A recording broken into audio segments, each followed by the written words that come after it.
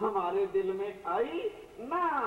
हमारे दिल में तो क्या है, घर सारू थे, मारो दीकरो मोटा ऑफिसर થઈ ગયા છે, આજુ તો મौज કરશે બસ।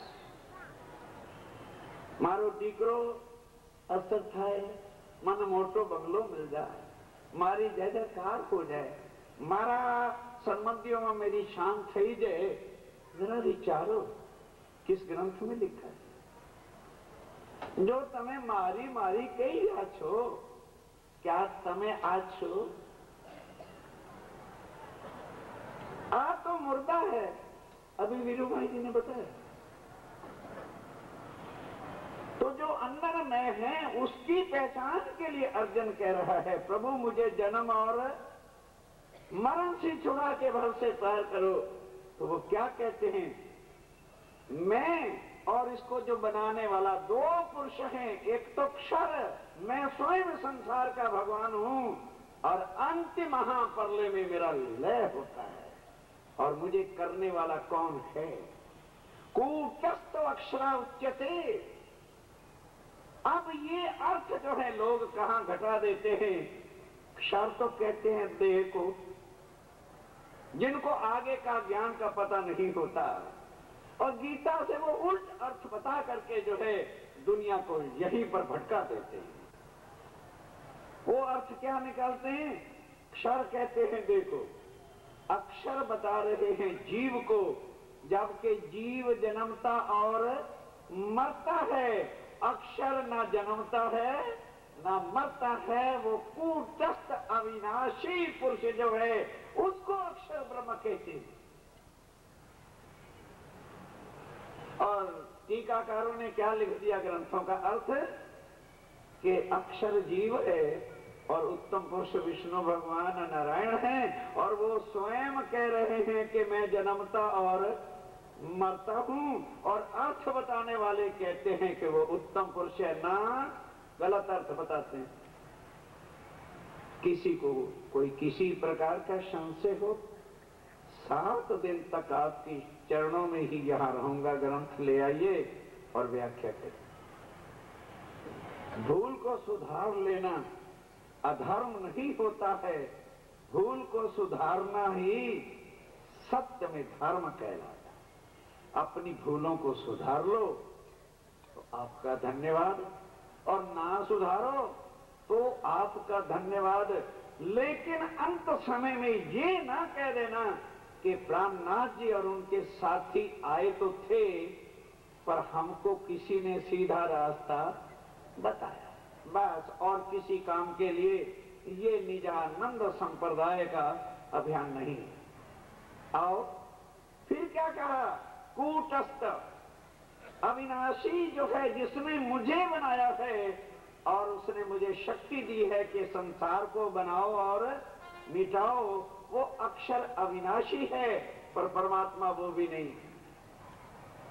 साथियों, ये है विचार करना। अर्जुन हैरान होता है कि प्रभु ना आप परमात्मा हो, ध्यान देना, और ना आपको बनाने वाला भी नहीं परमात्मा, तो फिर वो परमात्मा कौन है जो हमें मरण और जन्म से छुड़ाए? तो क्या कहती है गीता, उत्तम पुरुषस्य तो अन्य, वो हम दोनों से जुदा है, अलग है। जो कौन है? अक्षरातीत पूर्ण ब्रह्म सच्चिदानंद जो है, केवल वही सबके कर्मों से छुड़ाकर भव से पार करता है। और हे अर्जुन, मैं किसी को कर्मों से नहीं छुड़ा सकता। मैं उस दुनिया का मालिक हूं, मैं इस दुनिया का परमात्मा हूं कि जो जैसा कर्म करेगा, बोलो बोलो, वो वैसा ही फल पाएगा, उसको फल भुगतना पड़ेगा। मैं इसलिए वैकुंठ में बैठा कि कर्मों के हिसाब से जो है जन्म और मरण में डाल करके हर जीव को योनियों में डालता हूं, और योनियों से छुड़ाने वाला, ध्यान दो मेरे साथियों, कर्मों से निर्मल करने की शक्ति यदि किसी के पास है तो वो उत्तम पुरुष अक्षरातीत है। तब एकदम अर्जुन कहते हे प्रभु, क्या वो परमात्मा मिल सकता है? 2 श्लोक के आगे पढ़िए, कहने लगे हाँ, लभ्यस्तु एटले मिल सकता है। भक्तया, भक्ति करने से। कहने लगे जी वो कौन सी भक्ति है कि उस परमात्मा को मिला जाए? तो उन्होंने कहा कि अनन्य प्रेम लक्षणा भक्ति जो है, पतिव्रत साधन जो है, आत्म के द्वारा, हे अर्जुन, उसके साथ यदि संबंध हो जाए तो प्राणी भाव सागर से पार।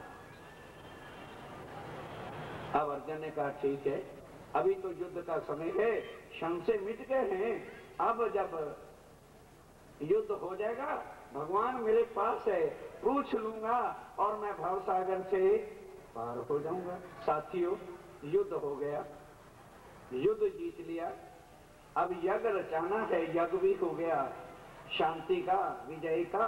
उसके बाद अर्जुन ने आसन लगाया और भगवान को बिठाया। कहने लगे भगवान और जरा, ये तो युद्ध की बात खत्म हो गई, अब जरा मेरे जीव के कल्याण का ज्ञान मुझे सुना दो, कि वो ज्ञान जो आपने मुझे बताया था कि वो उत्तम पुरुष जो है उसकी प्राप्ति हो सकती है। तो भगवान पूछता है अर्जुन, वो कौन सा ज्ञान? क्योंकि हम जब तक बस एक दूसरे के अधीन पड़े रहते ना, कि कथाकारों ने, चर्चा वालों ने चर्चा सुनाई, हमने प्रसाद लिया, उनके चरणों में 5, 10, 20, 50 रखे, बस थई गयो, बस चर्चा थई गयो ना। यहाँ वो धंधा नहीं है। यहाँ आपको किसी किनारे लगा के छोड़े, बीच में नहीं। अब खोलिए जरा, गीता पैदा कहां से हुई? विचार करो, यदि महाभारत ना होता, यदि महाभारत ना होता तो गीता का उपदेश कभी भी दुनिया में ना था, आवश्यकता ही ना पड़ती। अब उस महाभारत को खोल लो, नोट करो, 6 खंड है महाभारत के, 6ठा खंड खोल लो, नोट कर लो भाई, कभी काम आ जाएगा। महाभारत का 6ठा खंड, अश्वमेध पर्व, 16 अध्याय, श्लोक नंबर 9 से 13। हे अर्जुन, भगवान कह रहे, हे अर्जुन, यदि वो ज्ञान, यदि तू भूल गया है इतना ऊंचा परम ज्ञान, तो तेरे जैसा कोई नीच निकृष्ट व्यक्ति दुनिया में है ही। और भाई वो ज्ञान मैंने नहीं कहा था। महाभारत 6ठा खंड, अश्वमेध पर्व, 16वां अध्याय, श्लोक नंबर 9 से 13। भगवान पोते बोल रहे हैं कि अर्जुन वो ज्ञान मैंने नहीं कहा था, योग माया की शक्ति योगेन, योग के द्वारा मेरे से कहलवा दिया गया था तेरे संशय मिटाने के लिए। मुझे तो बात याद ही नहीं है कि मैंने तुमको ये ज्ञान दिया। तो अर्जुन कहते हैं प्रभु अब, कहने लगे अब तो द्वापर है, अभी द्वापर है, कल युग में मिलेगा। जिस उत्तम पुरुष को तू चाहता है कि ज्ञान हम दे दें, वो साक्षात आने वाले, उनकी आत्माएं साथ उतरेंगी। जब वो परम धाम से आएगा तो अपना ज्ञान भी अपने साथ लाएगा। वो ज्ञान किसका होगा? वो शरीर के धर्म वालों के लिए नहीं होगा, वो हर एक मानव के लिए होगा। क्योंकि कलयुग में कौन आएगा? जो परमात्मा सबका एक है वो आएगा। तो वो आके क्या करेगा? सारे धर्म ग्रंथों का एकीकरण करेगा। वो किसी की निंदा नहीं करेगा, इसलिए निजानंद संप्रदाय का जो हकीकत में मानने वाला है वो ना तो किसी गुरु की निंदा करेगा, ना किसी धर्म ग्रंथ की निंदा करेगा और ना किसी धर्म को छोटा बड़ा करेगा। ये 3 नियम है निजानंद संप्रदाय। तो आओ मेरे साथियों, भगवान क्या करते फिर अर्जुन? कहने लगे अच्छा प्रभु, तो इतना तो तुम कर सकते हो कि जब कल युग आए तो मुझे भी मनुष्य तन बोलो दे देना। हाँ अर्जुन ये दे सकता हूं, तथास्तु जा मल से। और अर्जुन मैं आया हूं, आया था, आता रहूंगा, मेरे अवतार होते ही रहते हैं। कब? यदा यदा ही धर्मस्य गणानर्भवति भारत, कि जब जब जो है भारत की भूमि पर, क्योंकि ये देव भूमि, जितने भी अवतार होते हैं, जितने भी देव आए हैं, इसी धरती पर आते हैं। मैं धर्म की रक्षा करने के लिए आता हूं, और जब आता हूं तो करता क्या हूं? परित्राणाय साधूनाम और विनाशाय सा दुष्कृताम।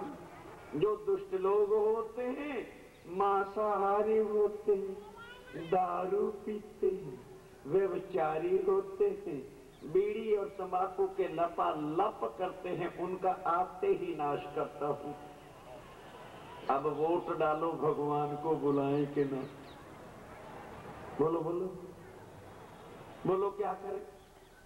बोलो, ज्यादा वोट किधर चले जाएंगे?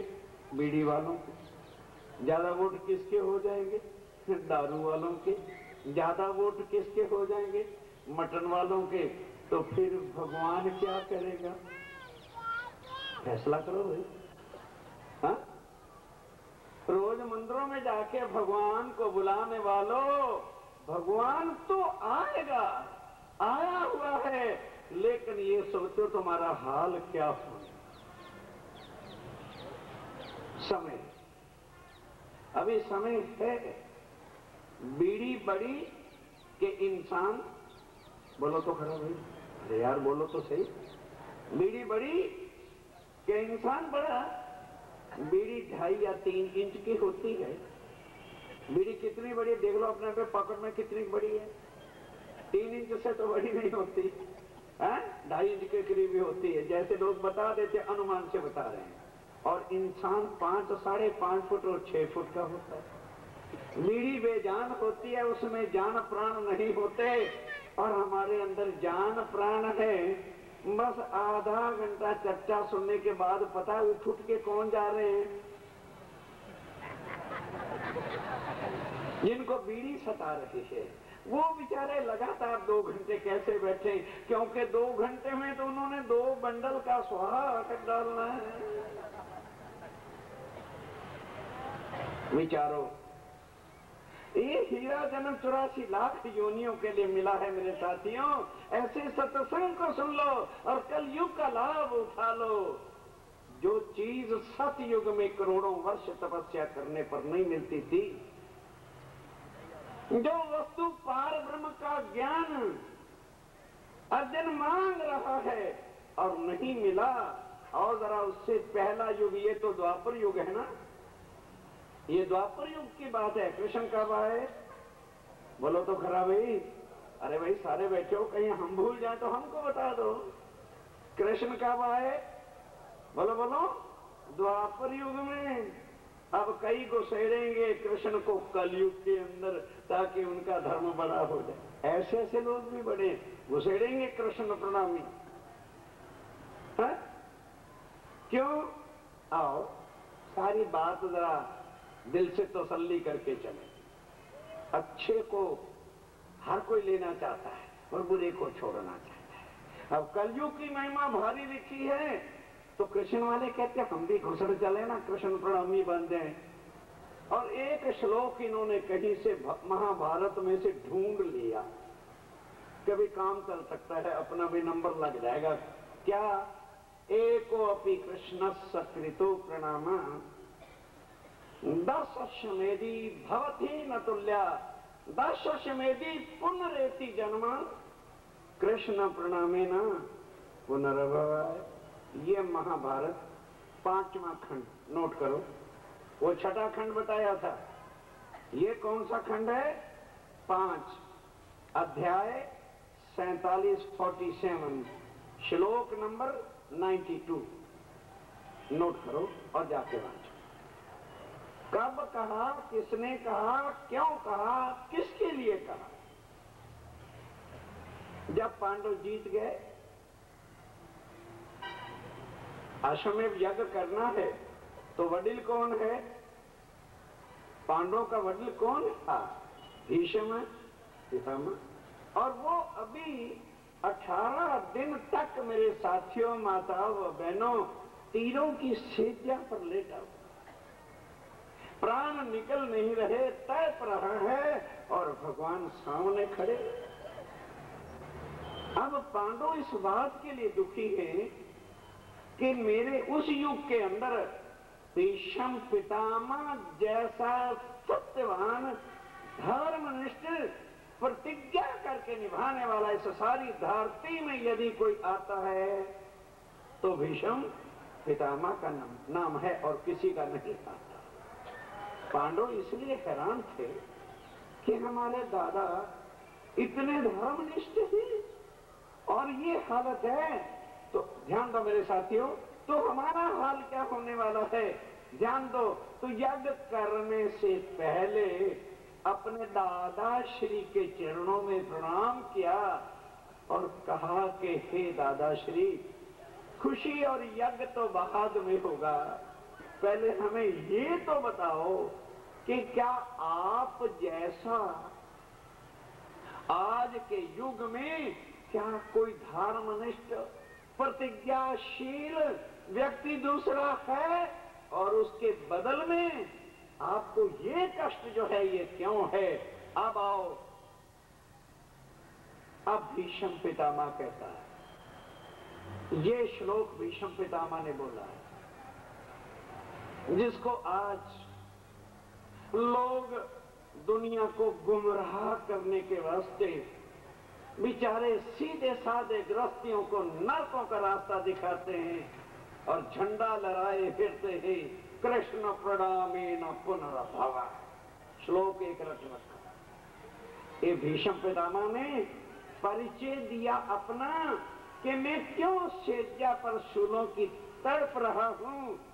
हे अर्जुन, हे मेरे पांडव पुत्रों, यदि ये पूछना चाहते हो तो जिसको तुमने, जिस कृष्ण को, देवकी नंदन को तुमने, क्योंकि संसारिक नाते से पांडव और कृष्ण मामा फुई के संबंध था।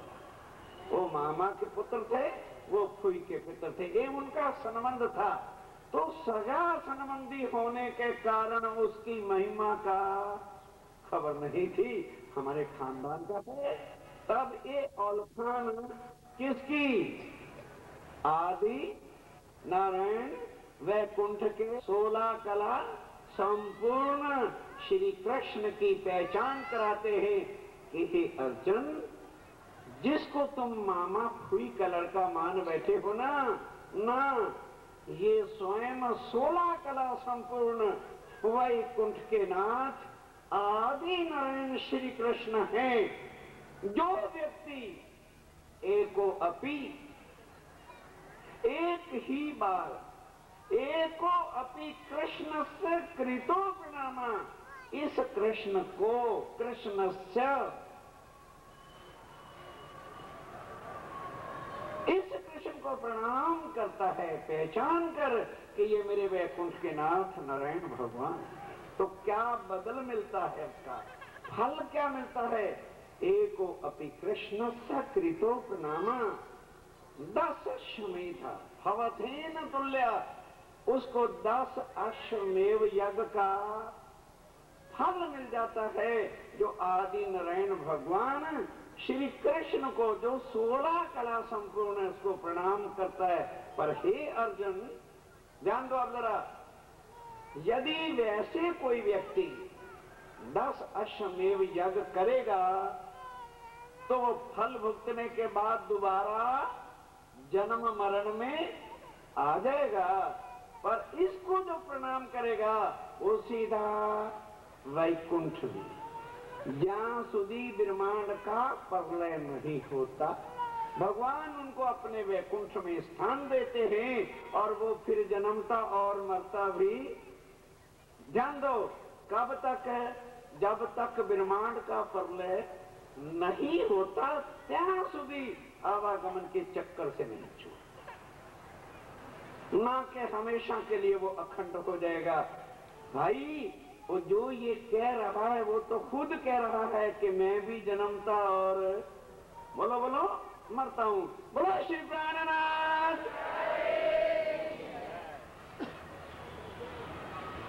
चिंता न करना, समय से ज्यादा बोलने का मेरा स्वभाव नहीं है। शिष्ट और अनुशासन हमारे जागनी अभियान का नियम रहता है। आधा घंटा पहले ही समाप्त कर दूंगा, क्योंकि ये ज्ञान ऐसा है। मन है ना, मन टीवी और कुछ होता तो देखो कितने मगन होके बैठते। अब उस मन को पता है कि यदि ये ज्ञान अंदर चला गया तो मुझे अपनी मर्जी से कोई भी नाचने नहीं देगा। और जब तक ये ज्ञान मानव के अंदर नहीं है तो राज किसका है? मन का। नहीं समझे? हमारा इतना लंबा चौड़ा शरीर है, कौन भगाए फिर रहा है? मन। जहां दिल चाहता है वही इसको लेके चल देता है, ना पेट्रोल डालता है ना कुछ करता, चल चलो जी। अब उसको ये खबर लग रही है कि अगर ये 1 घंटा और बैठ गया तो मेरे मरने का ठिकाना आ जाएगा। अब वो बेचारा जबरन उठा तो नहीं सकता, तो क्या करता है? अंदर से नींद, बैठा ही यहां रहेगा ना, मैं इसको सुनने ही नहीं दूंगा। वो अंदर से अपनी गड़बड़ी चालू कर रहा है, तो अपन गड़बड़ी चालू क्यों करने दे? 7 दिन है ना, थोड़ा थोड़ा सही में सही, जितना का आप बोझ उठा सको।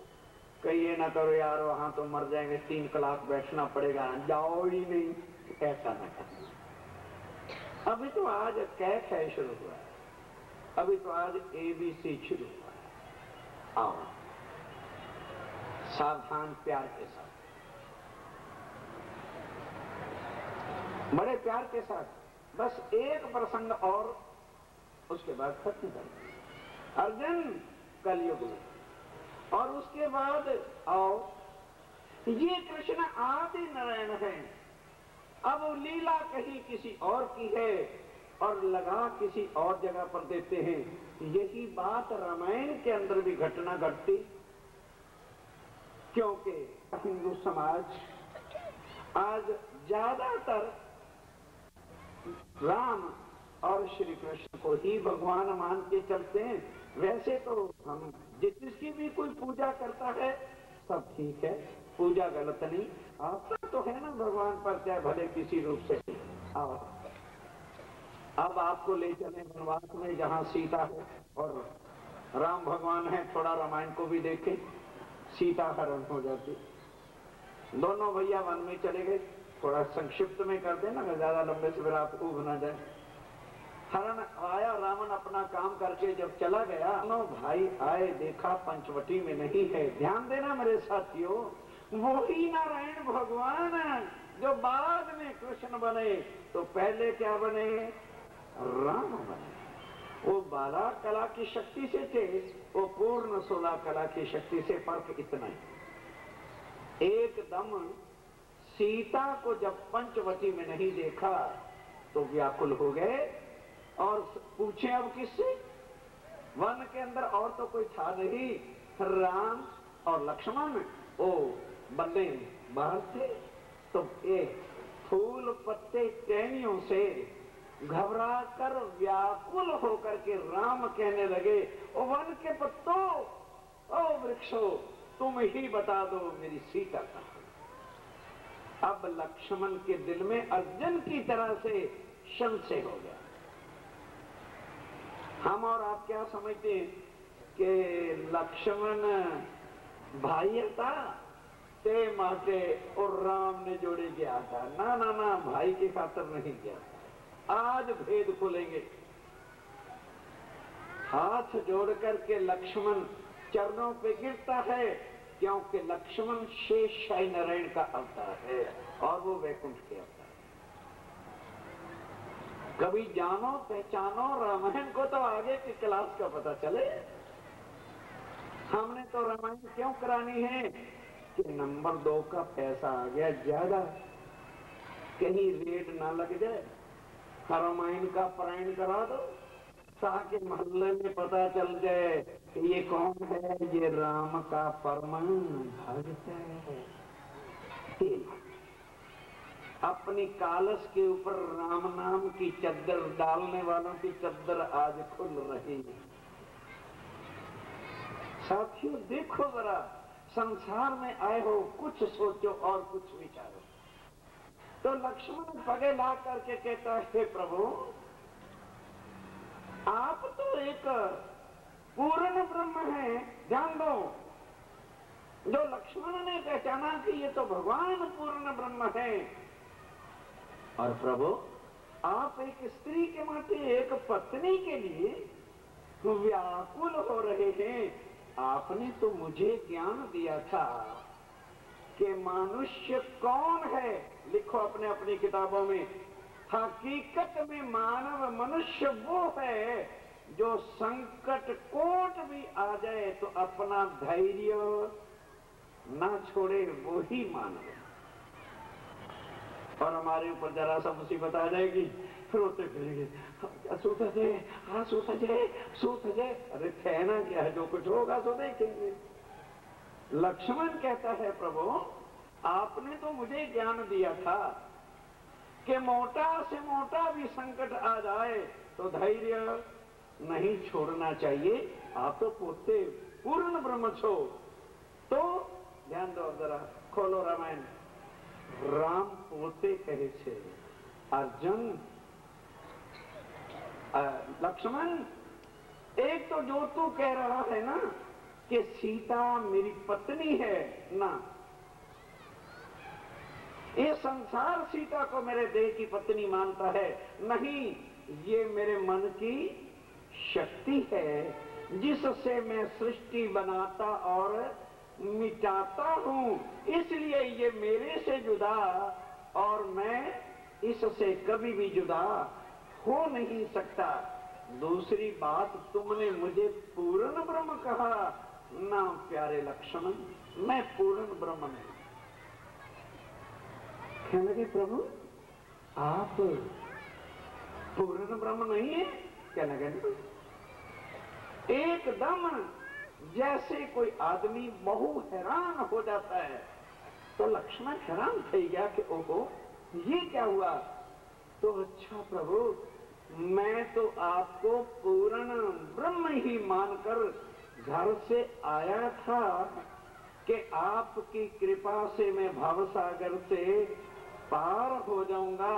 यदि आप पूर्ण ब्रह्म नहीं हैं तो मुझे पूर्ण ब्रह्म का ज्ञान ही बता दो ताकि उस ज्ञान के द्वारा मैं भव से पार हो जाऊं। मेरे साथियों, तो राम भगवान वो झूठ नहीं बोलते। कहने लगे, हे लक्ष्मण, जिस पूर्ण ब्रह्म का तू ज्ञान मेरे से पूछना चाहता है, यदि वो ज्ञान मेरे पास होता तो मैं वैकुंठ से सीधा भवसागर से पार चला जाता, इधर धखड़े खाने क्यों आता। कहोगे जी ये तो रामायण में ने लिखा। खोलो, लिखो, नोट करो, बालकांड चौपाई नंबर 143। कल रामायण खोल लेना घर जाके, बालकांड खोल लेना और चौपाई वाँच लेना और चौपाई लिख भी लो। राम भगवान कह रहे थे, नेति नेति जहि वेद निरूपा निजानंद निउपाधि अनुपा शंभु विरंच विष्णु भगवान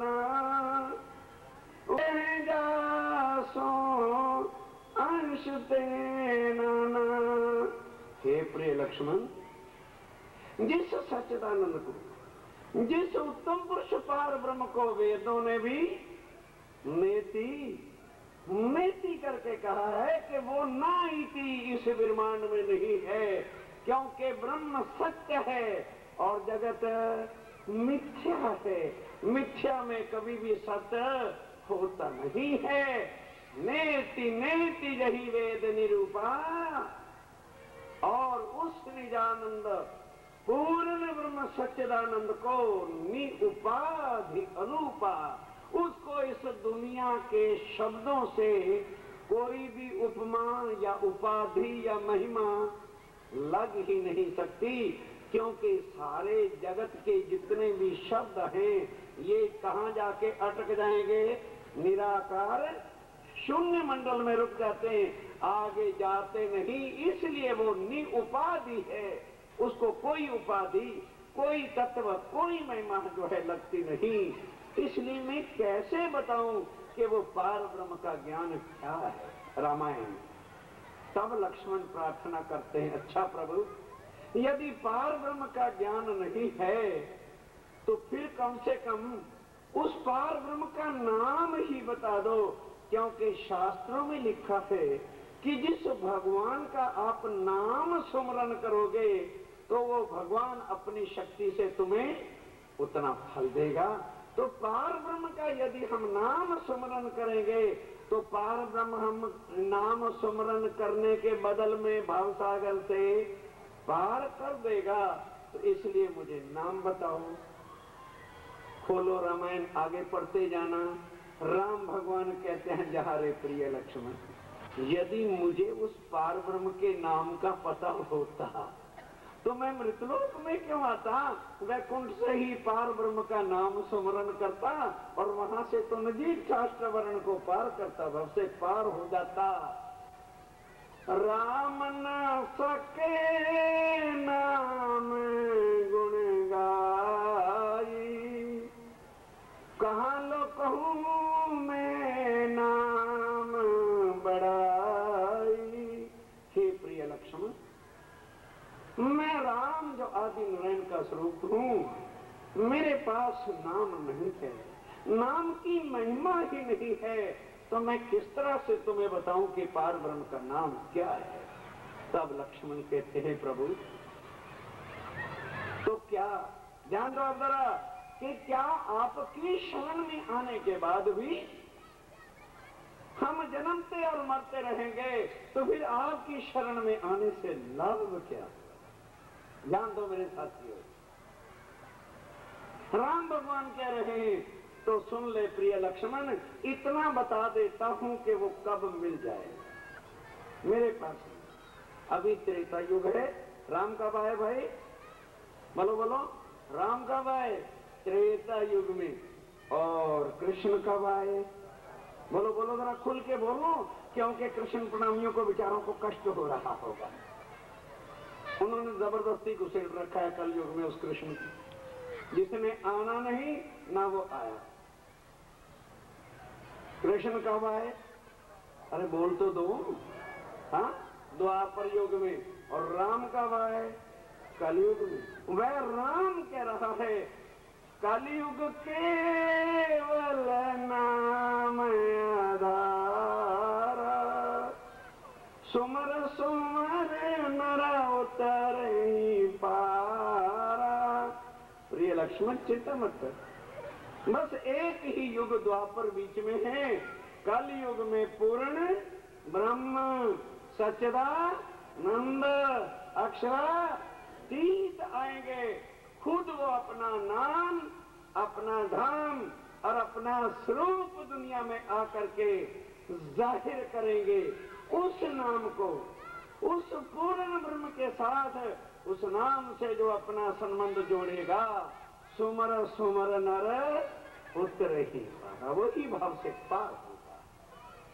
तो प्रभु, फिर आप जब इस सृष्टि के नाथ हैं तो मुझे वरदान दो कि कल युग में मुझे मनुष्य तन मिल जाए तथास्तु, ये मैं दे सकता हूं। आपको निश्चय करके जो है कलयुग में नाम पार ब्रह्म का मिलेगा और मनुष्य तन आपको मिलेगा। आइए अभी समय है, 4 नहीं बजाऊंगा, चिंता मत करो, समय 4 तक है, 3:30 बंद कर दूंगा, 15 मिनट बाकी, बस फिर प्रसाद मिलेगा, चलेंगे, बाकी कल सोचेंगे। आओ,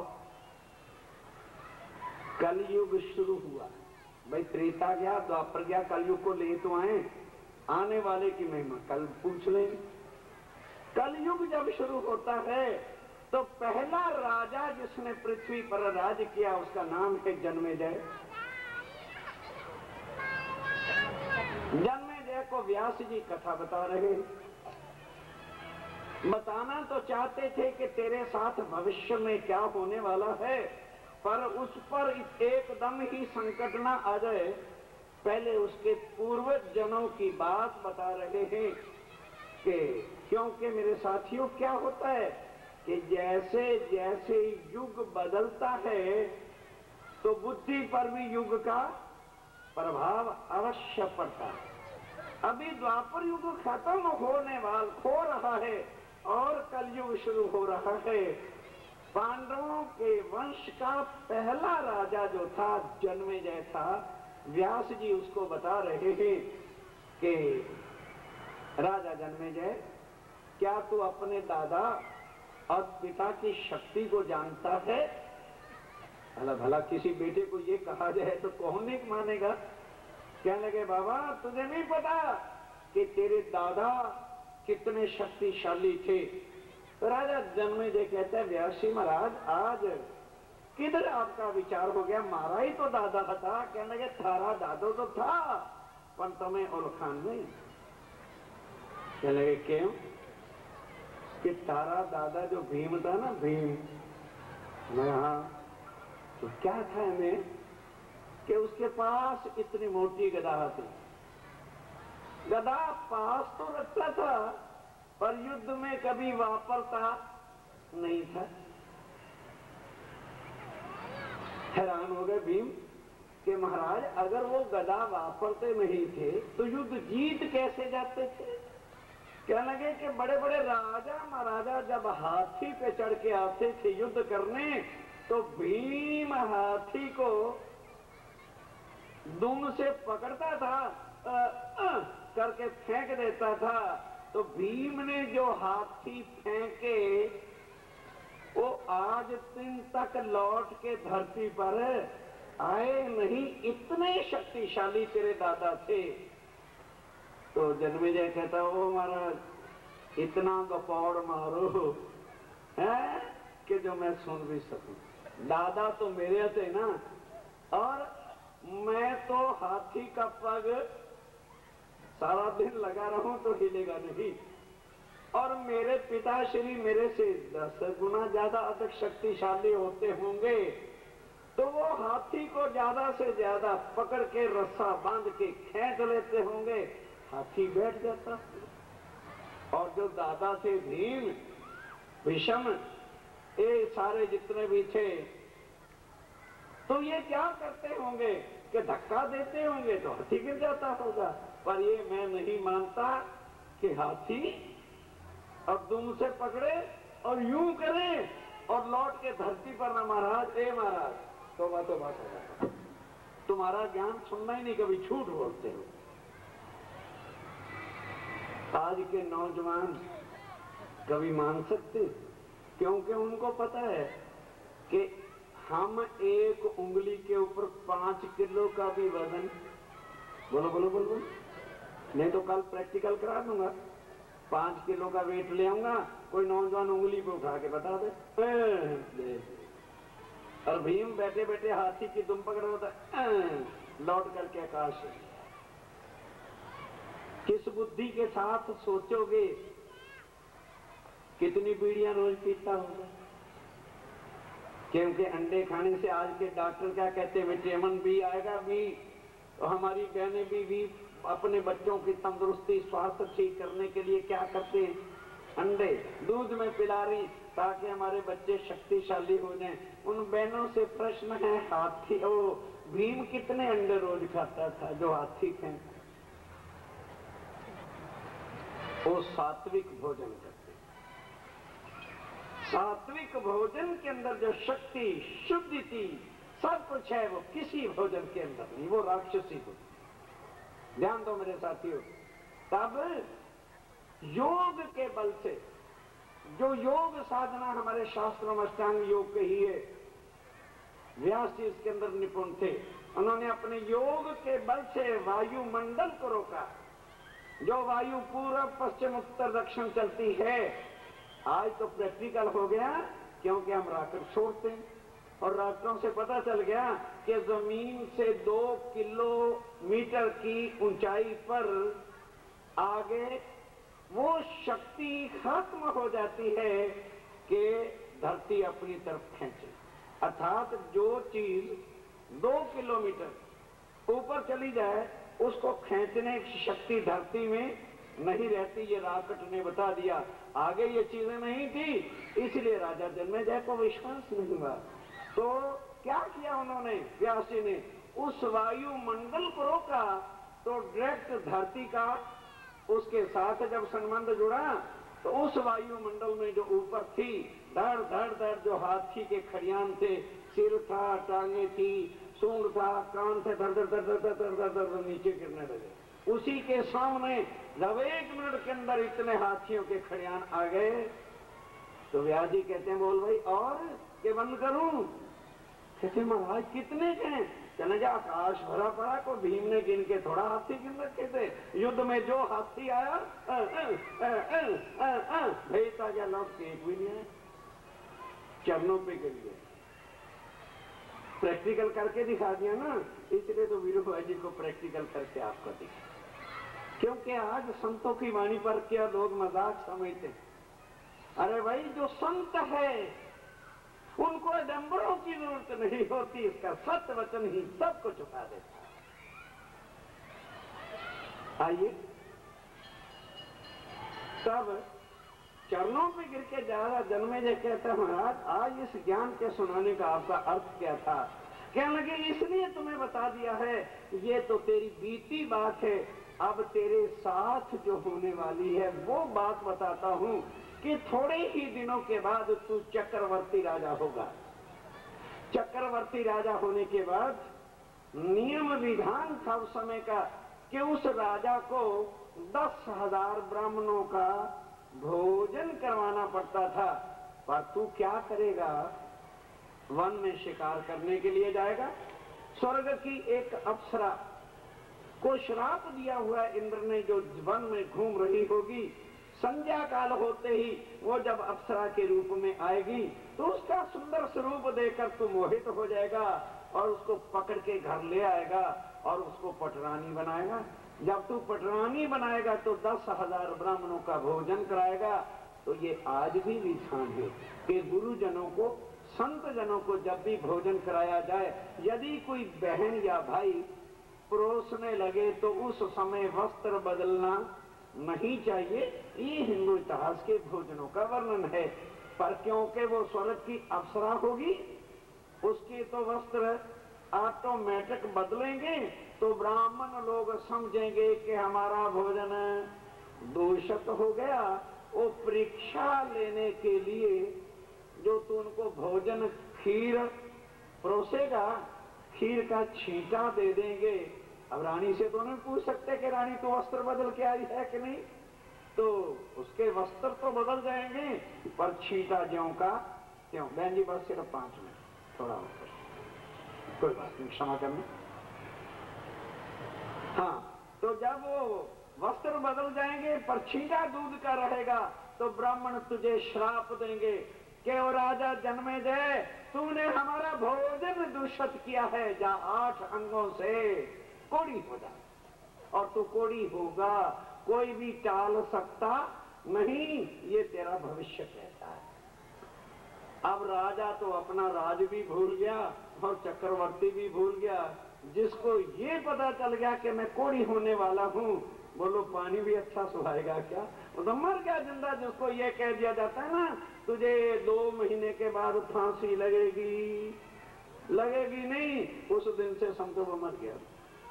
समय पूरा करना था। राजा जन्मेजय चरणों में गिर के प्रार्थना करता है, प्रभु हे मेरे भगवान रूप व्यासी महाराज, कुछ कृपा करो, मुझे इस रोग से निकालो। क्यों? कुछ मेरे साथियों संसार में आज भी ऐसे व्याध रोग हैं, यदि ये जन्म हमारा छूट भी जाएगा तो अगले जन्म में कोड़ी ही बनेगी। कैसे रोग हैं, आज डॉक्टरों ने भी इस चीज को स्वीकार किया है। ध्यान दीजिए, इसलिए राजा जब व्याकुल होता है तो अब व्यास कहते हैं चिंता न कर। अरे राजा तू चिंता न कर, तेरे को वो फल मिलने वाला है जो कभी सृष्टि पर हुआ ही नहीं और ना कभी होगा। शिव पुराण नोट करोगे जो देखना चाहिए, उसमें जाके अध्याय 4 श्लोक नंबर 74 पढ़ लें।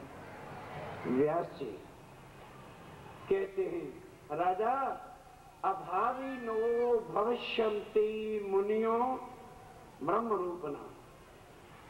अभावी नो, बस यही श्लोक कह के कलयुग आ गया ना, बाकी कल से कथा श्लोक होगा। अभावी नो भविष्यन्ति मुनियो ब्रह्म रूपना उत्पन्नाए कलौ युगे प्रधान पुरुष आश्रय। के हे राजा चिंता ना कर, इस संसार के अंदर कलयुग के अंदर एक ऐसी अन्न होने वाली अभावी, भावी किसको कहते हैं? जो होने वाली होती, जैसे मरना, जन्मना, एक्सीडेंट हो जाना, बुखार हो जाना, ये तो सबके साथ हो रही है, ये कोई नई चीज नहीं है। ये मत सोचो कि हमारे घर मर रहे हैं तो उनके घर नहीं मर रहे, कोई ऐसा संसार में नहीं है। एक बार गुरु नानक देव जी का नाम तो सुना ही होगा। 2 शिष्यों के साथ जा रहे थे तो एक गांव के अंदर से गुजरे, वहां एक बेचारी बुढ़िया टिकरी थी। बालपन से उसका पति ऑफ हो गया था, एक ही उसका लड़का था। बर्तन मल मल के, चक्की पीस पीस के उसने जो है उसको पाला था, पढ़ाया था। लगन होने वाला था कि भानी तो बहुत वो चीज है, उसकी मृत्यु हो गई। कोई सहारा नहीं था दुनिया में, बस लड़के का ही रास्ता देख रही थी। लड़का भी जब मर गया, बस रो रो के बुरी हालत। ओ कहती है मैं अपने लड़के की लाश, मृतक बॉडी नहीं उठाने दूंगी, मैं इसी के साथ मर जाऊंगी। उसी रात गुरु नानक वहां आ गए। सब लोगों ने महिमा सुन रखी थी। सब गांव वालों ने कहा, महाराज आप इतने महान संत हैं तो क्या एक आदमी को, बस 2 मिनट की बात है, बस बंद करता हूं, आप इसको जिंदा नहीं कर सकते? अब औरत भी ने जब सुना, बढ़िया ने, बुढ़िया जो थी टिकरी आ गई रोती रोती, तो ध्यान दो, कहते बुढ़िया क्यों रो रही है? मेरा बच्चा जिंदा होना चाहिए। क्या लगे, अच्छा कल जिंदा हो जाएगा, ये कौन सी बड़ी बात है? ध्यान दो मेरे साथियों, सुनने जैसी बात है। मेरा लड़का जिंदा हो जाएगा, बिल्कुल लड़का जिंदा हो जाएगा, पर एक शर्त है, रात भर तूने रोना नहीं, रात भर रोना नहीं, और इसकी डेड बॉडी अर्थी के पास बैठी रहो, रोना नहीं, तब तो हो जाएगा जिंदा। अगर तू इसके देख के रोएगी तो फिर हम नहीं जिंदा कर पाएंगे। रात भर तेरी यही परीक्षा है, सुबह मेरे पास आ जाना, बिल्कुल जिंदा कर दूंगा, अगर ना जिंदा हो तो मैं मर जाऊंगा यहीं पर और बोल। बुढ़िया को विश्वास आ गया जब इतने महान संत जब इतना वचन दे रहे, सब गांव के सामने बोल रहे हैं, तो ठीक है। सारी रात लड़के के मृतक शरीर डेड बॉडी के पास बैठी रही, रोई नहीं।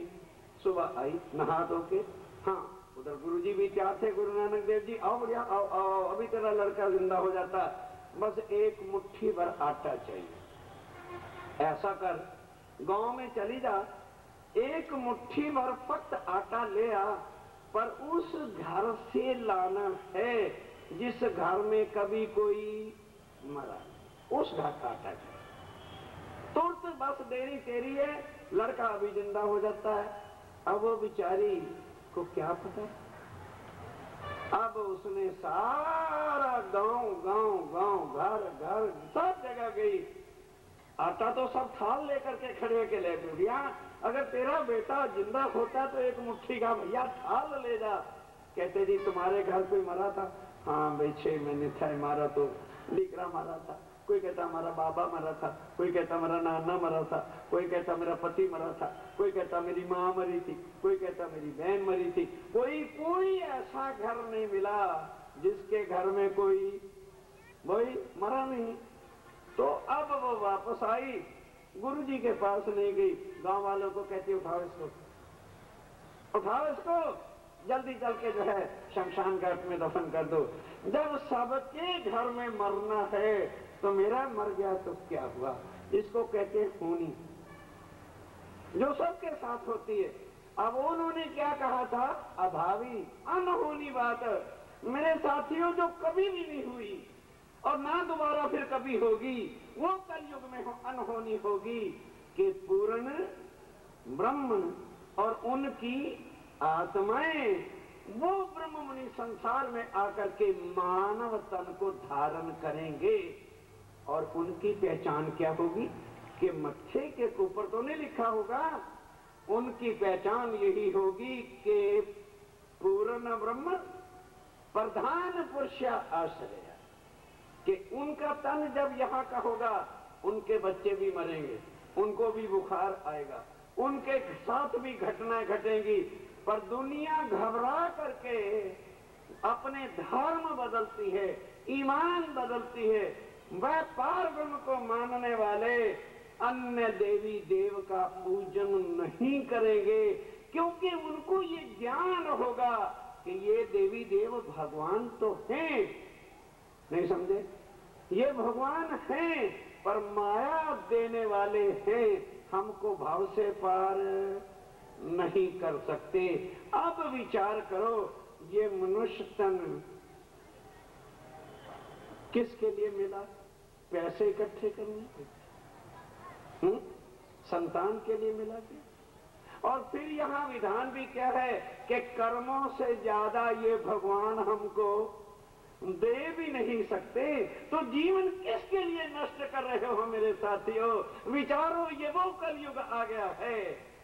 यदि विचार के, मेरे कहने से नहीं हो, ग्रंथों के प्रमाणों से, हर ग्रंथ की पहचान करने के बाद इसी मंच पर आपको कराई जाए और फिर बताया जाए कि कलयुग में कौन आने वाला है जो हमारा नहीं, देवी देवता भी जिसका ध्यान वैकुंठ में बैठ के कर रहे हैं, जिसका ध्यान आदि नारायण कृष्ण कर रहा है, जिसका ध्यान विष्णु भगवान स्वरूप राम कर रहे हैं, जिनका ध्यान कैलाश पर्वत पर बैठ करके शंकर भगवान कर रहे हैं, वो कलयुग। और उसकी पहचान क्या होगी? यही जो आपको कराई जा रही है। किसी धर्म की निंदा जो है ब्रह्मात्मा नहीं करेंगे, सारे मानव के ग्रंथों का एकीकरण करके सबको मानवता के साथ बताएंगे कि भाई ये जितने ग्रंथ हैं, जितने भगवान हैं, वो हमारे देह के कर्मों के हिसाब से हमें योनियों में डालते और जन्मते और मारते हैं। कृपा से हमें धन संपत्ति पुत्र समान तो दे सकते हैं, पर हमें भाव से पार नहीं कर सकते। वह जो पूर्ण ब्रह्म आएंगे, कृष्ण ने क्या कहा कि मैं आऊंगा, बार बार आऊंगा, करूंगा क्या कि साधु नाम परित्राणाय साधु नाम और विनाशाय च दुष्कृताम। लेकिन प्राणनाची ने आते क्या कहा कि ना भाई मैं एक हूं, क्या देखी रे हम दुनिया जो इनको ना करूं अखंड। क्या लगे मेरे ज्ञान से तो ब्रह्म आत्माएं और परम भक्त ही इस ज्ञान को समझेंगे, पर सबको मैं भाव सागर से पार करूं तो मैं पूर्ण ब्रह्म हूं, क्योंकि पूर्ण ब्रह्म ही एक ऐसे हैं जो सबको कर्मों से निर्मल करके, धर्म के बंधनों से छुड़ा के, दुष्टताइयों की सजा न दे करके उनको निर्मल करके और भवसागर से पार करेंगे। वो करेंगे नहीं, वो प्राणनाथ आ गए। अब कैसे विश्वास हो कि आ गए, उसका प्रमाण कल फिर 1 बजे आपके चरणों में हर ग्रंथों से, कुरान से प्रमाण देंगे, बाइबल से प्रमाण दिया जाएगा, हिंदुओं के ग्रंथों से प्रमाण दिया जाएगा। फिर सारे ग्रंथों को मिलान करके देखना कि वो समय बीत गया कि नहीं बीता। वो समय बीत गया मेरे साथियों। ब्रह्म आत्माएं जगत में आ गई। ये उसी पूर्ण ब्रह्म के मुखारविंद की ये वाणी है जिसका साप्ताहिक पारायण आज चालू किया है। और इस ज्ञान के ही आधार पर जो कुछ आप सुना है आपने, ये उन्हीं की कृपा, ये उन्हीं की मेहर है, ये उन्हीं का ज्ञान है जो असत्य को हटा करके सच्चिदानंद के एक स्वरूप को और हर मानव को धर्म के बंधनों से मुक्त करके एक परमात्मा का पहचान कराता है। क्योंकि धर्म देह से होते हैं और आत्मा धर्म और कर्म से परे की बात है। बस ये बेस पर जरा कल सोच के आना कि धर्म देह से है और कल्याण आत्म तत्व से है। जो धर्म हम देह से पालन करते हैं, इसीलिए हमें कर्मों का फल मिलता है और हम आवागमन के चक्कर में रखड़े खाते हैं। यदि उस परम तत्व की पहचान करके इस कर्म कांड को छोड़ दे जो देह से हो रहा है, संबंध उसके साथ हो जाए, तो फिर भाव से पार कैसे हो सकते हैं। ये विषय अब कल स्वीकार करिएगा। और यदि इसके आज के प्रवचन पर किसी को कोई संदेह हो तो बताए हुए धर्म ग्रंथों के प्रमाणों का अध्ययन कीजिए। यदि फिर भी कोई संशय बाकी रह जाए तो आपकी शरण में ही हूं यहाँ पर 7 दिन तक। और उसके बाद फिर किसी ने मिलना हो तो हिम्मतनगर आ जाना, और उसके बाद मिलना हो तो यूपी में उत्तर प्रदेश हरिद्वार जाते और रास्ते में ही आश्रम खतौली के पास है, वहां पर आइएगा। आज इतना ही स्वीकार कीजिए। प्रणाम जी।